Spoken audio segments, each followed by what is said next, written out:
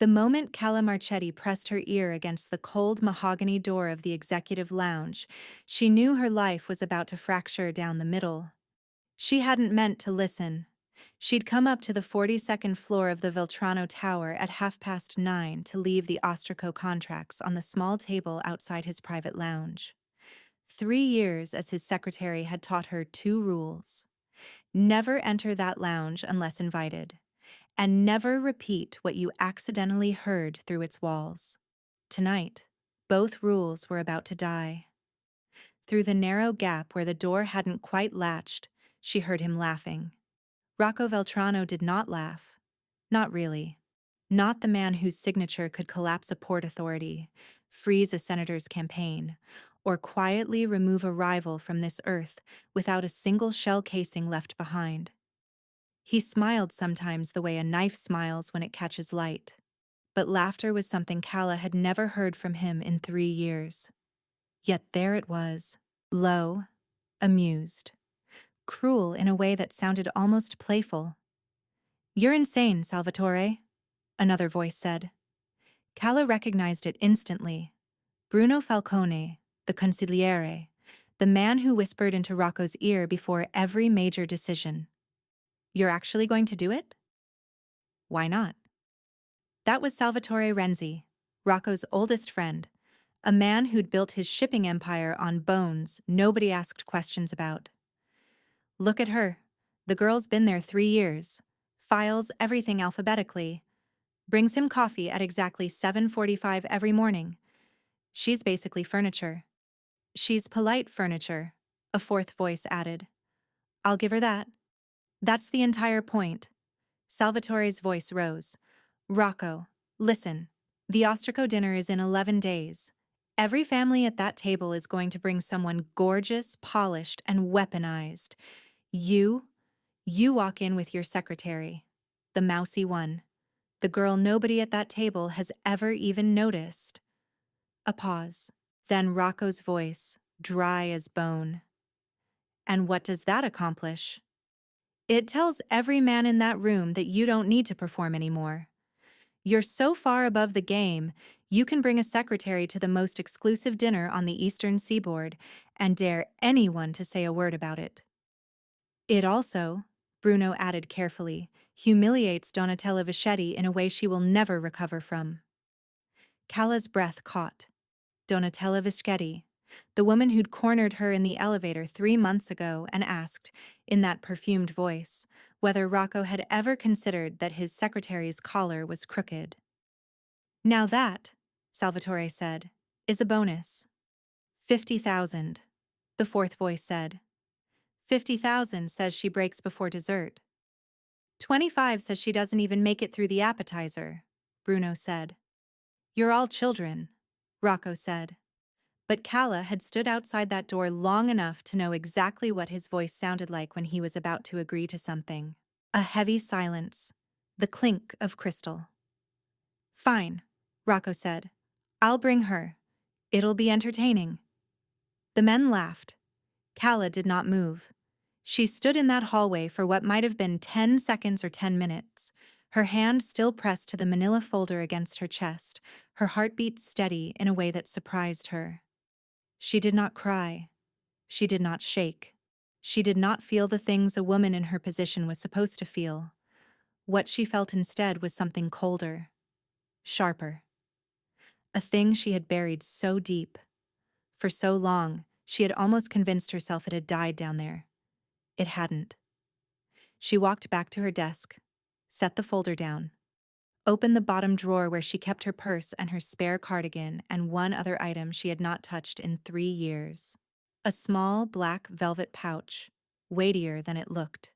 She laid her fingers on it for a moment. Then she closed the drawer. They have no idea, she thought, who they just invited. Before I tell you what happened at that dinner, what made an entire room of the most dangerous people in the country stop breathing at the same instant, do me a small favor. Drop the name of the city you're watching from in the comments. I want to see how far Calla's story is going to travel tonight. And if you make it to the end of this video, you'll understand why this single dinner rewrote the lives of every person in that room. Hit that like button. Let's begin. The Veltrano Tower rose 48 stories above the river, and from the outside, it looked like every other glass cathedral built by men who had more money than conscience. But Calla had learned, in 3 years, that the building had a heartbeat. And tonight, that heartbeat had just changed rhythm. She was 11 days away from a dinner she had not been invited to. She intended to be ready. For 3 years, Calla Marchetti had been the most invisible woman on the 42nd floor. She arrived at 6:50 every morning, coat on the third hook, bag in the lower left drawer, coffee from the third-floor cafe, black, no sugar, the way Mr. Veltrano had told her once, 3 years ago, and never repeated. She had memorized his preferences the way a cartographer memorizes a coastline. The angle he liked his blinds, the seat he preferred at the conference table, the 2 assistants whose calls he would always take, and the 7 whose calls he would never return. She knew which contracts had hidden riders and which lawyers were padding hours. She corrected the Italian in his outgoing letters because his great-grandfather had been from Bari, and the dialect mattered to him, even if he pretended it didn't. She had once, in her second month, quietly redirected a courier carrying a package to the wrong floor, sparing a man she did not know from a meeting he was not meant to survive. Mr. Veltrano had never learned about it. She preferred it that way. The other staff orbited around her without ever truly seeing her. The associates called her the quiet one. The cleaning crew called her Signorina Cardigan because she wore a soft gray one over her blouse no matter the weather. The senior partners did not call her anything at all. To them, she was a piece of office equipment that occasionally smiled. She liked it that way. Invisibility was a kind of armor. And Calla Marchetti had spent the last 6 years of her life learning, in the most expensive way possible, that safety was not something she could take for granted. She was 27 years old. She lived alone in a small 2-room apartment in the Lindenwall district.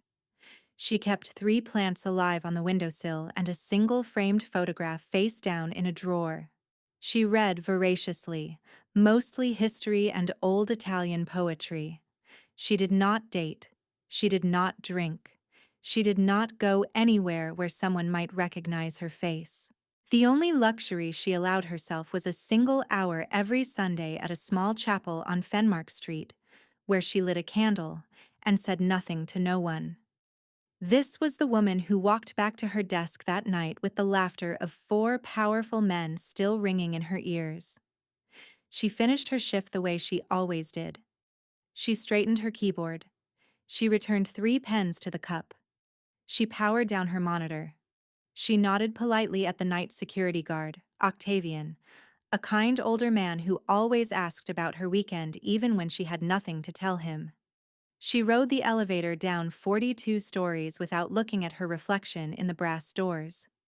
And when she stepped out into the cold air of the plaza, she did not turn left toward the train station, the way she always did. She turned right. She walked 4 blocks east, past the closed flower shops and the late-night pharmacy, until she came to the small, locked storage facility where she kept the only things in this world she could not allow anyone to find.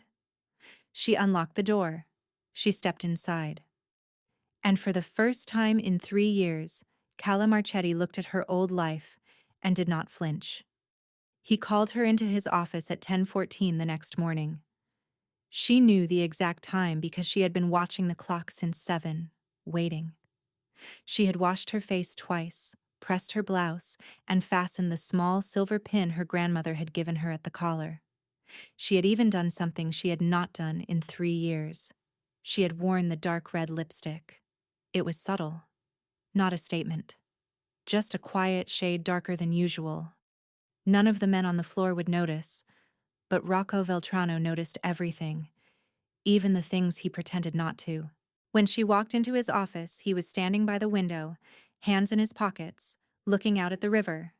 His tie was already loosened, which meant he had been on a difficult call. The Ostraco file lay open on his desk.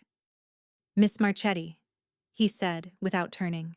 Sit, please. She sat. He turned. She saw the moment he registered the lipstick. A flicker. No more than a quarter second. But his eyes went to her mouth, and then back to her eyes, and something behind his expression recalibrated. I have a request, he said. An unusual one. Yes, sir. There is a dinner. 11 days from tonight. At the Aurelian Hotel. It is hosted by the Ostraco family in honor of a business arrangement that has taken 7 years to broker. Every guest of consequence on the eastern seaboard will be there. He paused. I would like you to attend with me. She kept her face perfectly still. May I ask in what capacity, sir? As my guest. He sat down on the edge of his desk. Not as a colleague, not as a member of staff. As my guest at a private dinner. I see. She let the silence stretch. She had learned, in 3 years, that Rocco Veltrano was a man who used silence the way other men used weapons. She had also learned that silence could be turned around on him. He shifted, slightly. You're not going to ask why. Would you tell me the truth if I did? The air in the room changed. She watched his face the way she had once watched her father's face across a dinner table when she was a child, looking for the flicker that told her whether the man in front of her was about to lie or about to be honest. I would tell you a version of the truth, he said carefully. That is the most I can offer. Then I'll save us both the time. She folded her hands in her lap. I'll go, Mr. Veltrano, on 3 conditions. His eyebrows lifted. 3. 3. Go on. First, you will not provide a stylist, a dress, or any of what I am sure your assistant has already started arranging.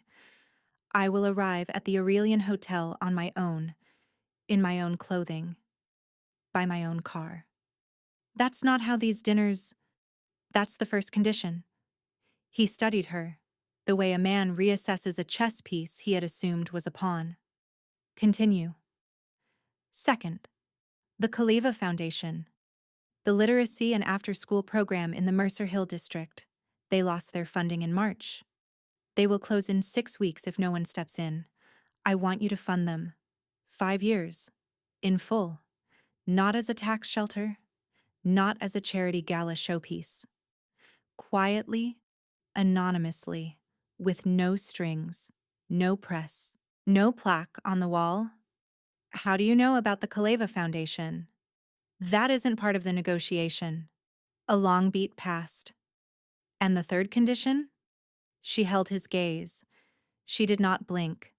That whatever happens at that dinner, whatever I do, whatever I say, whoever I speak to, you do not interfere, you do not protect me, you do not pull me out. Whatever happens in that room, I handle it. Alone. He stared at her for a long moment. Miss Marchetti, he said slowly, is there something I should know about you? She rose from her chair, smoothed her skirt, walked to the door. At the threshold, she paused. Yes, Mr. Veltrano, she said softly. There is. And she walked out, leaving him alone in his office with the file still open on his desk and the dark red mark of her lipstick on the rim of the coffee cup he had not noticed her place there an hour earlier. The storage facility on Brennan Row was the kind of place people used when they needed to forget something without throwing it away. Calla unlocked Unit 217 the night after the negotiation. She had not been inside in 2.5 years. The air smelled of dust and cedar and something faintly floral that her mind did not want to name. She closed the door behind her, set down her bag, and pulled the chain on the single overhead bulb. 3 boxes, a garment trunk, a leather case, brass-cornered, the kind they did not make anymore.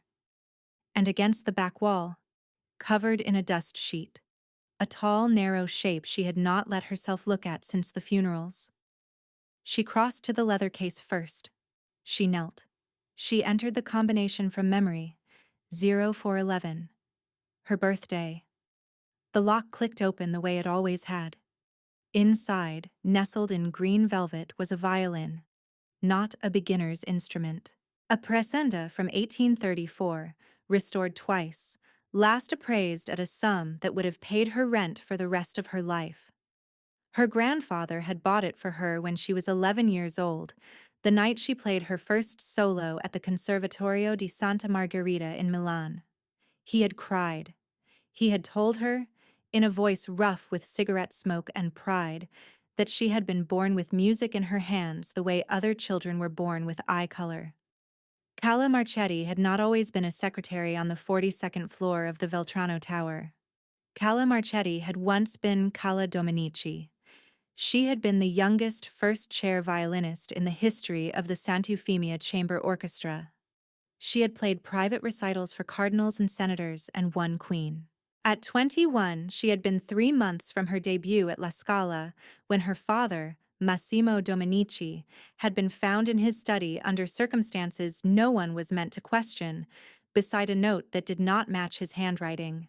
Her father had been a banker, a respectable one, the kind of man who knew which families kept their money in which vaults, and which families did not want anyone knowing where their money was at all.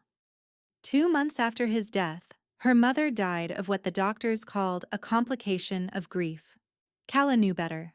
Her mother had not died of grief. Her mother had died of fear. Within 6 weeks, Calla had sold her name. Not legally. There had been no time and no one she could trust with the paperwork. She had simply walked away. She had taken her mother's maiden name, Marchetti. She had left Italy with 2 suitcases and the violin. She had crossed an ocean. She had stopped playing. She had stopped being seen. She had taken a job answering phones at a small accounting firm under the name Calla Marchetti. And from there she had moved to a mid-size legal office.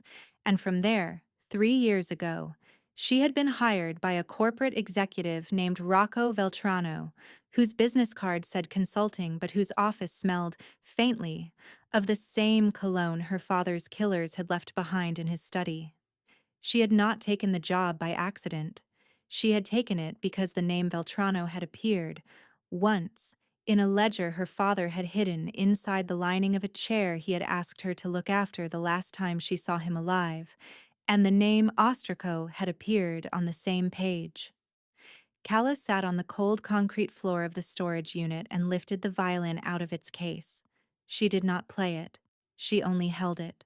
She let her fingertips remember the weight, the grain, the small chip near the scroll, where she had once, at 14, dropped it during a thunderstorm and wept for an hour. 6 years. 6 years of cardigans and quiet smiles and answering phones and being furniture. And now, in 11 days, the men who had been on the page beside her father's name were all going to be in the same room. And Rocco Veltrano had just invited her in. She closed her eyes. "Papa," she thought, "I am so sorry it took me this long." She put the violin away. She locked the case. She turned out the light. Outside, the rain had started. She did not feel it. 11 days became 10. 10 became 7. 7 became 4. Calla did not change in any way that the men of the 42nd floor would have noticed. She arrived at 6:50. She left at 6. She brought the coffee. She filed the contracts. She wore the cardigan. But in the hours nobody watched, Calla Dominici was coming back to life. She started with her body. The violin had not been touched in 6 years, and her hands knew it. She practiced in the storage unit 2 hours every night, with the door locked and a thick blanket nailed over the small ventilation grate to muffle the sound. The first night, her fingers bled. By the 4th night, the calluses had begun to remember themselves. By the 7th night, the music had. She did not play anything new. She played the pieces her father had loved. The Tartini, the slow movement of the Bruch, the Bach Chaconne, which her grandfather had told her was a piece written by a man for the wife he had lost, and which no one should ever attempt to play before they had known a great loss. Calla had known a great loss. She played it anyway. She also began to read again, the way she had read at 21. Not novels. Files. The Veltrano Company maintained a closed archive on the 38th floor, and Calla, who had 3 years of accumulated trust and a key card that opened more doors than anyone realized, spent her lunch breaks down there with a small flashlight clenched between her teeth. She found two things. The first was a memorandum from the year her father had died, signed by a man named Aldo Ostraco, regarding what the document called the resolution of the Milan account. Her father's name was not in the memo, but the account number was. She had seen that number once, on a slip of paper inside the chair lining. The second was a list, 8 names. 5 of them were dead. 2 of them she did not know. The 8th was Rocco Veltrano. She sat in the dark archive for a long time. She did not feel rage the way she had expected to. She felt something quieter, a clarity, a sense of the room of her life, finally being lit. She paid a visit, on her one half-day off, to a woman named Liesl Hartwig, a former cultural attaché at the Italian embassy who had once written a glowing review of a young violinist's debut in Milan. Liesl was 71 now and lived above a bookshop on Crescent Lane. When Calla rang the bell, the old woman opened the door, looked at her for one full second, and said, without surprise, "Bambina, I wondered if you were still alive." They drank tea. They did not speak of the past directly. Liesl said only, "Whatever you are about to do it cleanly. Do not let them see you angry. Anger is the cheapest thing a Dominici woman can wear." Calla nodded. She did not ask how Liesl had known. She went back to the storage unit and opened the garment trunk for the first time since the night she had packed it. Inside, folded in tissue, was a dress her mother had worn exactly once, to a state dinner at the Quirinale Palace when Calla was 13. It was midnight black, floor length. The neckline was high, almost severe, with a single line of silver thread embroidered along the collarbone in a pattern Calla recognized as the family motto, in a script so small no one would read it unless they already knew it was there. Non si piega. We do not bend. The dress had been made by a tailor in Florence who was now dead. It would fit her. Her mother had been almost exactly her size. She brought it home. She hung it on her bedroom door. She looked at it for a long time. Then she opened the bottom drawer of her writing desk, took out the small black velvet pouch she had not opened in 3 years, and emptied its contents onto her kitchen table. A pair of earrings, sapphire, old cut, her grandmother's. She held one up to the light. "Hello," she whispered. "It's been a while." He came to her desk on the evening of the 9th day. It was nearly 7. The floor was empty. She had stayed late on purpose. She heard his footsteps before she saw him. Rocco Veltrano walked the way certain animals walked, in a way that told the room he had arrived without ever needing to be loud about it. "Miss Marchetti." "Mr. Veltrano." He stopped at the corner of her desk. He did not sit. He looked for a moment at the small framed photograph she had recently moved from the drawer to a place where she could see it during the day. The frame faced her, not him. He could not see the image, but he noted that it was new. "I have been thinking," he said, "about your 3 conditions." "Yes, sir. The first I do not understand. The second I have already arranged. The wire transfer to the Kaleva Foundation went through this morning, anonymously, structured through 3 different shell entities so no one will ever trace it back to me or to you. The board will receive notice tomorrow that they have a benefactor for the next 5 years." She did not let her face change, but something in her chest unlocked. "Thank you," she said. "The third condition is the one I have been thinking about most." "And what have you concluded?" "That you are not what I have believed you to be." She set down her pen. The fluorescent lights hummed. Somewhere down the hall, a phone rang twice and went silent. "Sit down, Mr. Veltrano," she said quietly. He sat. He did not look surprised at the inversion of authority. He looked, if anything, relieved by it. 3 years ago, he said, I hired a young woman whose resume was unremarkable, polite, competent. The recruitment agency described her as steady. I needed someone steady. I did not need brilliance. I had brilliance everywhere. I needed a person who would do her work and ask nothing of me, and that is exactly what you have done. Yes. But, he paused. 2 months ago, I noticed something. I was on a call with a Sicilian client. The connection was poor. I was speaking in dialect, and he was misunderstanding me. You came in to set down a folder. You did not look at me. But when you walked out, you said, very quietly, in perfect Barese, try the verb in the conditional. Signore. He will hear you better. I almost convinced myself I had imagined it. She said nothing. There was another moment. 6 weeks ago. The Castellano file. There was a clause buried on page 43 that 3 of my lawyers missed. You corrected it before it left the building. You did not flag it to me. I found out 3 weeks later, by accident. It was a small clause. It would have cost me $11 million. She did not answer. He leaned forward. His voice dropped, not in volume, but in something rougher, more honest. Who are you, Miss Marchetti? She looked at him for a long moment. She thought about her father sitting in his study with the light coming through the curtains, telling her once, when she was 9, that the only way to know who a man truly was to give him a piece of the truth and watch what he did with it. I will tell you part of it, she said, because I think you have earned a part of it, but not all of it. Not yet. Tell me what you can. I am not the person on my resume. I know. I have not been the person on my resume for 6 years. Before that, I was someone else.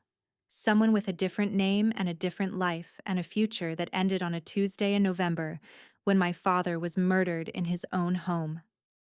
His face did not change, but something behind his eyes did. And you came to work for me, he said slowly, knowing what I am. Knowing what you are, and knowing something else. What? She held his gaze. That you are not the worst man in the room I am about to walk into. A long silence. Then he said very quietly, Miss Marchetti, I think I have made a mistake. Which one? I think I should not have agreed to bring you to that dinner. She smiled. It did not reach her eyes. It is too late, Mr. Veltrano, she said. I have already accepted.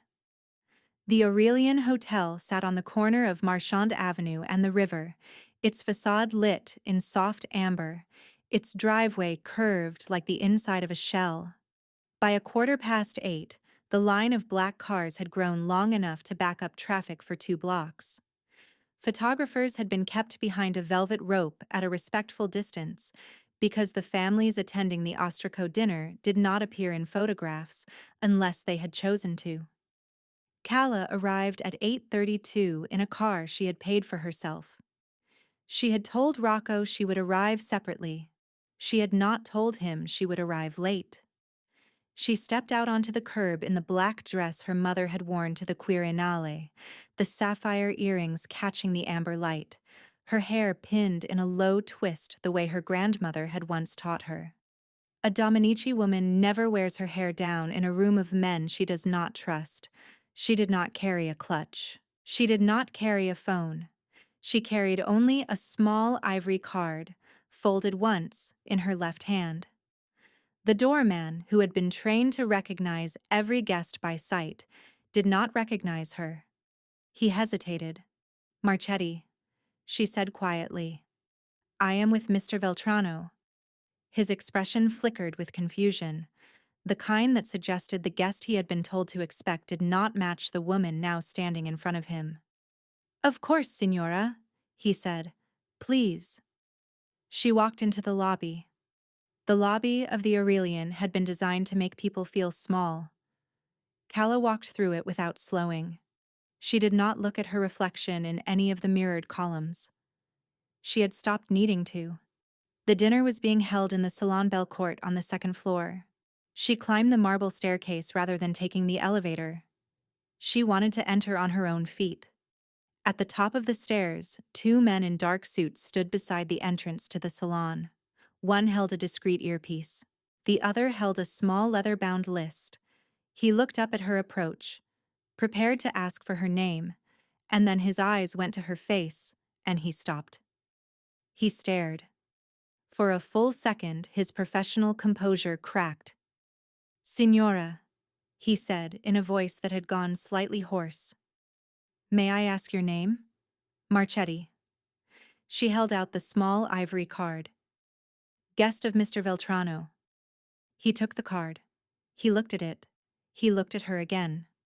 His eyes flickered down to a small silver pin she had fastened to the inside of her wrist, hidden by the cuff of her sleeve, except when she turned her hand a certain way.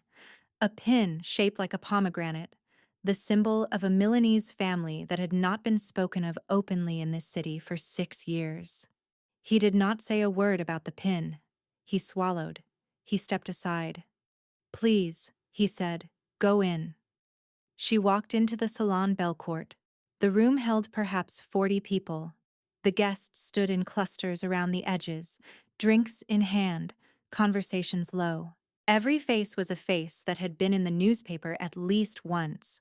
Heads began to turn, not all at once. The way heads turn in a room like that one, first the people closest to the door, then the next ring outward, like a stone dropped into still water. By the time Calla had taken 6 steps into the room, the volume of conversation had dropped by half. She did not stop. She did not slow. She walked, her hands at her sides, her chin level. She found him at the far side of the room, near the windows, in conversation with 2 men she recognized from the Veltrano files. He looked up. She watched him see her. She watched the precise moment Rocco Veltrano realized the woman who had brought him coffee at 7:45 every morning for 3 years had, in fact, never been the woman he had thought she was. Not for one single day. His glass stopped halfway to his lips. She crossed the room to him. She did not smile. She let the silence carry her. When she reached him, she said, very quietly, "Good evening, Mr. Veltrano." "Miss Marchetti," he said. His voice was steady, but his eyes were not. "Shall we?" She offered him her arm. The room watched. He took it. And somewhere across the salon, near a tall window draped in cream silk, a silver-haired man with a deep scar along his jawline turned slowly to look at her. And the color drained from his face as if someone had opened a vein in his throat. His name was Aldo Ostraco. And he had just recognized the daughter of a man he had ordered removed 6 years ago. They were seated at the principal table. 12 chairs, 12 names. Calla had been placed to Rocco's right, which would have been a courtesy at any ordinary dinner and was something else entirely at this one. Across from her sat Donatella Vischetti, in emerald silk, her smile already sharpened. 2 seats down sat Aldo Ostraco, who had not yet spoken a word since Calla had entered the room. He drank his wine slowly. He did not look at her directly, but once, twice, his eyes flickered to her face and away, like a man trying to convince himself that what he had seen was a trick of the light. The first course was served, a consommé. The conversation around the table was the kind of conversation that powerful people make when they are pretending not to be measuring each other. Markets, a judge's recent ruling, the weather in Capri. Salvatore Renzi, seated at the far end of the table, kept glancing at Rocco with the wide, expectant grin of a man waiting for the punchline of a joke he had helped write. Rocco did not return the look. Donatella waited until the consommé bowls had been cleared. So, she turned her attention to Calla with the deliberate slowness of a hawk choosing a branch. "I don't believe we've been introduced. I'm Donatella Vischetti. And you are?" "Calla Marchetti." "Marchetti." The name was tasted like a wine being assessed. "I don't know that family." "You wouldn't." And what is it you do, Miss Marchetti? Calla took a small sip of water. I am Mr. Veltrano's secretary. The pause around the table was small, almost civilized, but it was there. Donatella's smile did not waver. It deepened. His secretary. She turned the word over in her mouth. How charming. Rocco, darling, what a progressive arrangement. Tell us. Does she also take notes during dinner? A man 2 seats down chuckled. Salvatore grinned openly. Bruno Falcone, sitting beside Donatella, kept his face carefully blank, but his eyes had begun to study Calla with new interest. Rocco opened his mouth to speak. Calla touched the rim of her glass with one finger, the smallest gesture. Rocco closed his mouth. I do take notes occasionally, Calla said. Her voice was even, pleasant. Though usually, I find that the people worth listening to do not require their own words written down. The chuckle 2 seats down stopped. Donatella's smile tightened. And the people not worth listening to? Donatella asked. They tend to repeat themselves. Calla lifted her water glass and took a sip. One only needs to hear them once. A silence dropped over their corner of the table. The banker on Calla's left, Guido Pellico, whose face she had memorized from the Veltrano archive, turned his head toward her with the careful attention of a man recalibrating a threat assessment. Forgive me, Miss Marchetti, Donatella said, recovering. I don't mean to be rude. It's simply that the families here share a long history. It's unusual for a stranger to be at this table. I imagine it is. Most people in your position would feel out of place. Most people in my position, Calla said, have not had the privilege of 3 years watching the men at this table conduct business through the doorway of an office where they assumed no one was listening. Bruno Falcone set down his glass. The silence at the principal table now reached the second table behind it. Donatella's smile was no longer a smile. It was a held position. That is an interesting thing to say, she said carefully. It is an honest thing to say. I find honesty saves time at dinners like this. For instance, Mrs. Vichetti, I notice you have been seated to Mr. Veltrano's right at 3 of the last 4 dinners hosted by the families at this table. I notice your husband has not attended any of those 4 dinners. I notice the pattern. And I notice that you came tonight prepared to enjoy seeing the woman Mr. Veltrano arrived with be very, very embarrassed. Calla tilted her head. I imagine that is not how the evening is going to unfold for you. Donatella's hand, holding her wineglass, did not tremble. It was steady in the way that much practiced hands are steady when they have decided to break something. She set the glass down with care. Rocco, she said, without taking her eyes off Calla. Where exactly did you find this one? He didn't find me. Calla's voice was soft. I found him. Down the table, Aldo Ostraco lifted his eyes. For the first time that evening, he looked directly at her. His face was perfectly composed, but Calla could see, because she had watched her father's face for 21 years and learned to read the language of men like these, that Aldo Ostraco was a man who had just understood, with absolute certainty, what was about to happen. He understood, and he did not move. That was the moment Calla knew she had him. A waiter approached the table with the second course. Calla turned her wrist slightly as she lifted her glass, and the cuff of her sleeve fell back, just long enough for the silver pomegranate pin on the underside of her wrist to catch the candlelight. Aldo Ostraco saw it. His wineglass slipped from his fingers and shattered against the porcelain plate. The whole room turned toward him. Aldo, someone said, are you all right? He did not answer. He was looking at Calla, and Calla, very quietly, said, in Italian, across the length of the table, Buonasera, signor Ostraco. È passato molto tempo. Good evening, Mr. Ostraco.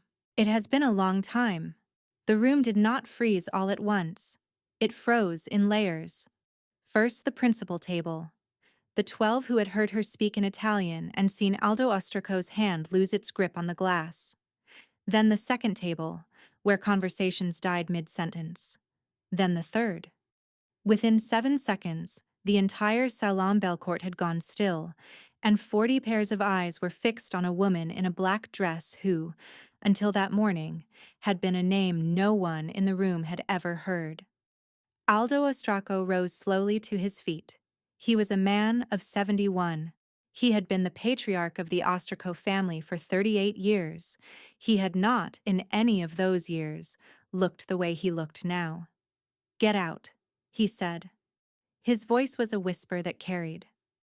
It was not directed at Calla. It was directed at the staff. The waiters stopped where they stood. The sommelier set down the bottle he was holding. "Out," Aldo Ostraco repeated. "All of you, now." The staff filed out without a word. The doors of the salon closed behind them with a soft, final click. 40 of the most powerful people in the country were now sealed in a room with a woman who had just spoken a name none of them had been prepared to hear. Calla rose from her chair. She did not raise her voice. She did not need to. "My name is Calla Dominici. My father was Massimo Dominici of Milan. Many of you knew him. Some of you broke bread with him. One of you," her eyes did not move from Aldo's face, "ordered him killed 6 years ago this November." Donatella Vichetti made a small, involuntary sound. "My mother died 8 weeks later. My family's accounts were liquidated. The records were buried. The story given to the press was that my father had taken his own life. He had not. And I have spent every one of the last 6 years preparing for this room." She did not move from behind her chair. She let the silence do the work. "I am not here to make threats. I am not here to ask anything of any of you. Threats and requests are the language of people who need something. I do not need anything from this table. What I came here tonight to do, I have already done." Bruno Falcone's hand had drifted very slowly toward the inside of his jacket. Calla saw it. "Mr. Falcone," she said gently, "please put your hand back on the table." He did not move. "In the past 6 years, I have copied 17 ledgers, 3 private correspondence files, and the entire 2014 archive of the Ostraco shipping concern. I have made arrangements with 3 separate parties in 3 separate jurisdictions. None of them know the others exist. If I do not make a specific phone call from a specific number between 8 and 10 tomorrow morning, those 3 parties will each receive a sealed package. One goes to a federal prosecutor in the Eastern District, one to an investigative magistrate in Milan, the third to a journalist in London. The contents are sufficient to end the careers of every man at the principal table tonight, and to open exhumation orders on 3 buried cases, including my father's." Bruno's hand returned to the table. "I would prefer that phone call remain easy to make," she said. "And so I am asking that no one in this room interfere with my leaving it tonight, or any morning thereafter." Aldo Ostraco had not sat down. His face had aged 10 years in 2 minutes. "What do you want?" he said. It was not a question. "From you, Signor Ostraco." Calla tilted her head. "I want you to understand something. I am not my father. My father was a kind man. He believed in institutions. He believed that if he kept good records and trusted the right people, the truth would protect him. The truth did not protect him. I am protecting the truth. The difference matters." "Yes," he said. "Tomorrow morning you will sign over the Ostraco Shipping Concern's controlling interest into a charitable trust I have already established. The trust will fund 3 things: the Kaleva Foundation in Mercer Hill, in perpetuity; a scholarship at the Conservatorio di Santa Margherita in my father's name; and an independent investigative fund for journalists working on the deaths of bankers and accountants. The papers will be at your office at 9. And if I refuse, you will not refuse. And the others?" He gestured at the table. "The other names in your records? They will remain in my records," Calla said. For as long as every person at this table behaves as though they were never on a list, the moment one of them forgets, the list will remember. That is the only arrangement I am offering. She turned her head, slowly, and looked at every face at the principal table in turn. At Salvatore Renzi, who had bet $50,000 she would cry before dessert. At Bruno Falcone, who had nearly drawn a weapon 30 seconds ago and was now sitting very still. At Donatella Vischetti, whose perfect composure had finally cracked. And then she looked at Rocco Veltrano. He was watching her with an expression she had never seen on his face in 3 years. It was not fear. It was not anger. It was not surprise. It was recognition. Mr. Veltrano, she said quietly, I owe you a private conversation. I will have it with you, if you wish, in your own time. But not tonight. He nodded once. She walked around the table past the silent guests at the second and third tables, across the marble floor, her heels making the only sound in the room. At the doors, she paused and turned back one final time. My father used to say that the difference between a powerful man and a guilty one is who he is willing to look in the eye over dinner. None of you, she said softly, looked at me tonight. She opened the door herself. She walked out. And in the silence she left behind, no one in the Salon Belcourt moved for a very long time. She did not sleep. She had not expected to. She returned to her apartment at 10:30. She hung the dress in her closet with the same care she had hung it that morning. She removed the sapphire earrings and laid them in their pouch. She washed her face. She made tea. She sat at her small kitchen table with the tea cooling beside her and waited. The phone call she had described at the table did not need to be made.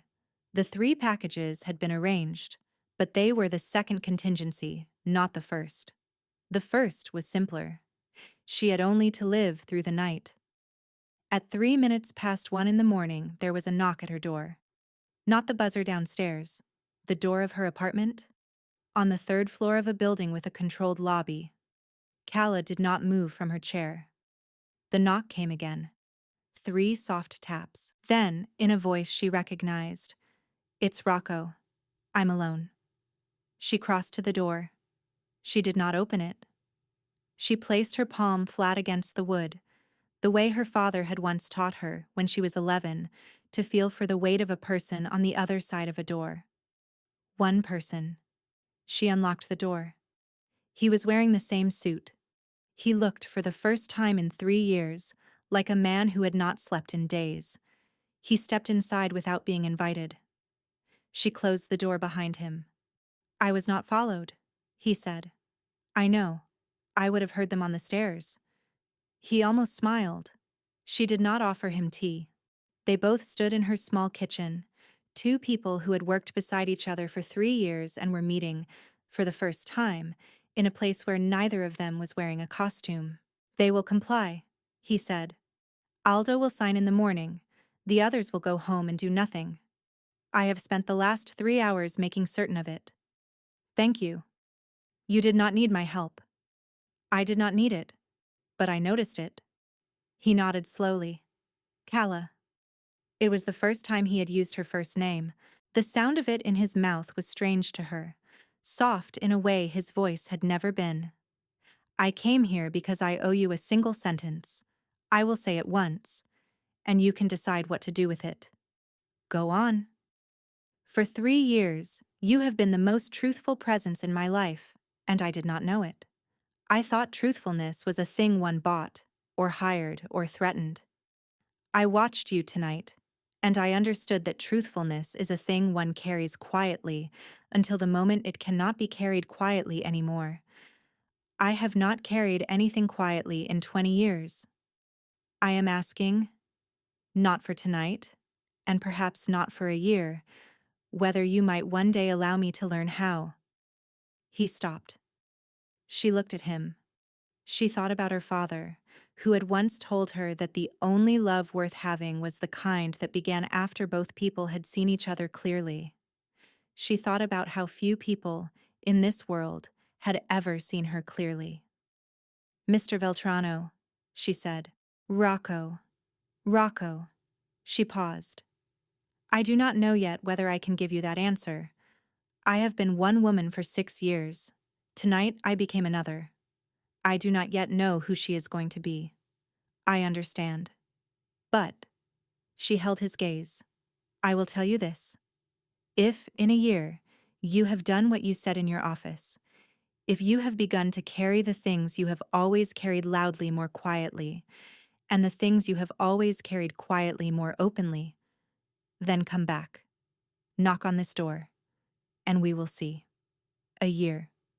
A year." He nodded. He did not try to touch her. He did not say anything else. He let himself out. She locked the door behind him. Then she walked to her bedroom, and for the first time in 6 years, Cala Dominici slept. The story did not appear in the newspapers. 40 of the most powerful people in the country had been in a room where a young woman had announced she was the daughter of a murdered banker and dictated terms to a patriarch who had not been dictated to in 50 years, and not a single word of it appeared in print. The Ostraco family had its reasons. The Vichettis had theirs. Rocco Veltrano had his. The story was not buried. It was held, the way certain stories are held by people who understand that some pieces of truth are too valuable to spend cheaply. But the world around Cala began, quietly, to change. The Kaleva Foundation reopened 3 weeks after the dinner. They held no ceremony. They unlocked their doors and announced that no child who needed help would be turned away. By the end of the second month, they had hired 4 new teachers. The scholarship at the Conservatorio di Santa Margherita was announced 2 months later. The first recipient was a 14-year-old girl from Naples whose parents could not have afforded a single year's tuition. She was given 5. The award was named for Massimo Dominici, banker and patron of the arts. The girl who received it had never heard the name. That was, in its own way, the point. Cala resigned from the Veltrano company a month after the dinner. She did not give a reason on her resignation letter. Rocco accepted it without comment. On her last day, every member of the staff she had passed unnoticed for 3 years stopped what they were doing as she walked through the lobby for the final time. Octavian, the night security guard, pressed a small paper bag into her hand. Inside was a single fig pastry from the bakery he had told her, once, was the best in the city. She cried in the cab for 2 blocks. Then she stopped. She rented a small studio in the Lindenwall district, 3 streets from her apartment, and furnished it with a music stand, 2 chairs, and a kettle. She put up a sign on the door, Dominici Strings, lessons by appointment. Within 6 weeks, she had 9 students. By the end of the year, 22. One was the granddaughter of a woman named Liesel Hartwig, who came to every recital and never used the word bambina in front of anyone else. In the autumn, Cala gave her first public concert in 6 years. It was a small thing. The chapel on Fenmark Street, the same one where she had once lit candles for nothing. 40 seats. The audience was half her students and half their parents. She played the Bach chaconne, the piece her grandfather had told her not to attempt before she had known a great loss. She had known a great loss. When she finished, no one in the chapel moved for nearly half a minute.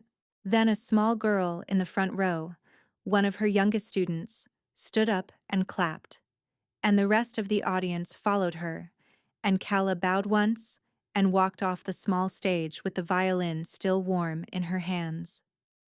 In the back of the chapel, in the last pew, a man in a dark coat sat watching. He did not approach her. He had been coming to her concerts for 6 months, always quietly, always in the back. The year was not up. She had seen him. She always saw him. The year passed. It was on a Thursday evening, 12 months after the dinner at the Aurelian, that he came to her studio door at 6:30 with a small package wrapped in brown paper. She opened the door. She looked at him. He had aged. Not in the way men age badly, but in the way men age when they have begun, finally, to live in the truth of their own faces. He was thinner. His eyes were quieter. I did what I said, he told her. Or I am trying to. I have sold the things I should not have owned. I have given away more than I kept. I am poorer than I was a year ago. I am also more honest than I have ever been. I know, she said. I have been watching. She stepped aside. He came in. He set the package on the small table by the door. What is it? She asked.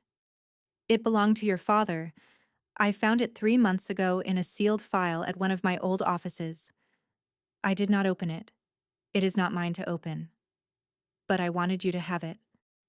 She did open it then, very carefully, with hands that did not shake. Inside was a small leather-bound notebook. Her father's handwriting on the first page.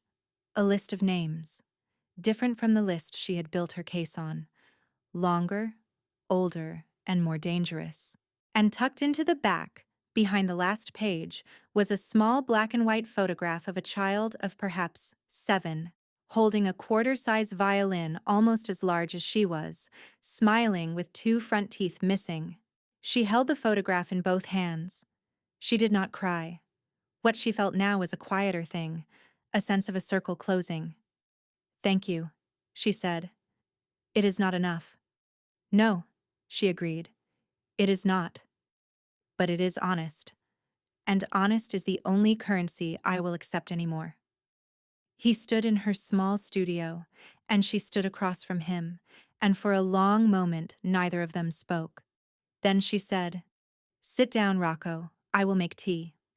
He sat down. She made the tea. They talked for the first time, the way 2 people talk when they have stopped pretending to be anyone other than who they are. About small things. About his garden, which he had begun, badly, 4 months ago. About her students. About a piece of music she had been trying to learn and could not yet play to her own satisfaction. He stayed for 2 hours. When he left, she watched him pull on his coat. She watched him pause at the threshold. Calla. Yes. May I come back? She thought about it. Yes, she said. You may. He nodded once. He let himself out. She sat in her studio for a long time after he had gone, with the photograph of the 7-year-old girl on the table, the violin resting on its stand, and the last of the evening light moving slowly across the floor. She had been invisible for 6 years. She was not invisible anymore. She was Calla Domenici, daughter of Massimo, teacher, violinist, a woman who had walked into a room of 40 dangerous people and walked out carrying her father's name back into the open air. She did not know what would happen with the man who had just left her studio. She did not need to know yet. She knew only that she was, finally, awake. And the rest of her life, whatever shape it would take, was going to be lived with her eyes open.